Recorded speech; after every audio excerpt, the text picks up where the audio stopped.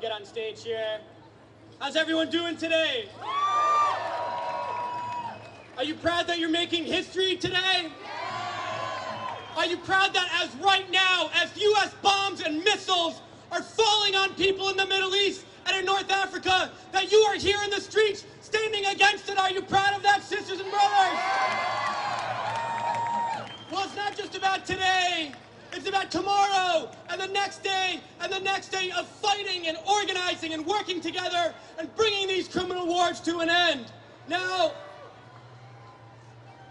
8 years ago, sisters and brothers, 8 years ago, I stepped foot in Iraq in March of 2003 because we were told by this government that it was in our national security interests, that the people of Iraq wanted to be liberated. Well, 8 years later, there's over 1 million Iraqis who have been killed, more who have been wounded, 5 million refugees, an entire generation of children, of young people, of students who will be psychologically traumatized for the rest of their lives, for the shock and awe, and for the slaughter that was imposed upon them. Almost 5,000 soldiers were dead. Tens of thousands came home in wheelchairs. 1,500 soldiers have died in Afghanistan alone. Now, what are these wars about? Oil money. That is right. We have to be clear. The war in Afghanistan, just like the war in Iraq, is not about building democracy. It's not about keeping us safe here at home. It's about controlling oil and natural gas reserves for billions of dollars in profits for a couple of billionaires sitting at the top. Now, if U.S. soldiers on the front lines in Afghanistan or in the bunkers in Iraq, if you took a poll and you said, how many of you have parents who are CEOs in oil companies? How many of you own stock in the defense contractors? Sisters and brothers, the answer would be 0. When the rich want to make a war, they use the people who can't afford to go to college, who can't get a job, who can't have a place to live, who can't have health care for their children. That's who they use.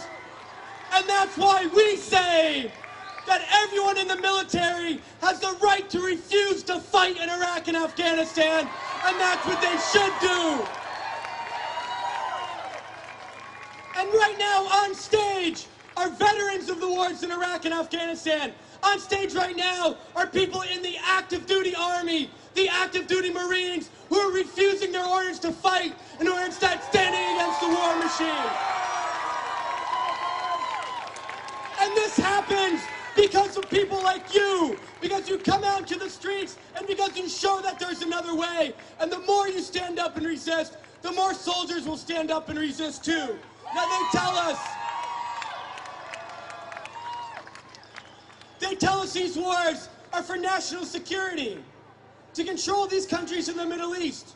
Well, we say national security to the billionaires and the millionaires is a different national security than we think it is.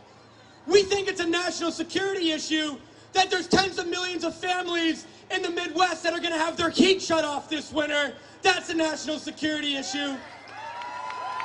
We think it's a national security issue that over 1 million school children a year are homeless, that live with their families in their cars. That's a national security issue. But this government, all they will do is lie and lie and lie, so your tax dollars and your family members go to fight these wars. And what do they do when we tell the truth? Who knows who Bradley Manning is? Who here thinks Bradley Manning is a hero? He is a hero because he told the truth. When all we have gotten is lies, he is telling the truth. We are telling the truth today, and that is what's going to end these wars. Now, there are those who have said, I've heard it a million times, that protesting doesn't work, that we should look to the politicians, that we should vote, that protesting doesn't do anything, that taking to the streets don't do anything. Well, now, sisters and brothers, we have a one-word response for that. Egypt!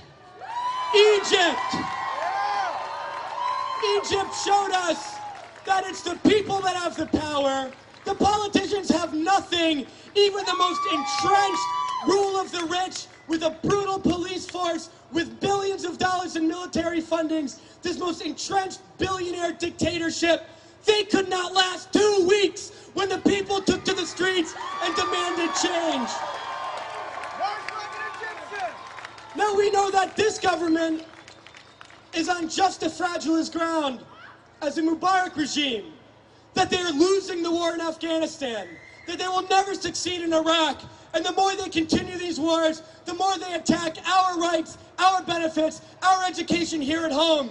So the power in Washington and in the Pentagon, their power, like Mubarak's, is teetering on the edge. And we want it to fall. But it doesn't fall unless you hit it. And today we're hitting it. And we're going to hit it again and again and again until it falls, till the real war criminals in jail. And then when it falls, that's when we can build something new, sisters and brothers. So stay involved in this movement, because this is a movement that will win.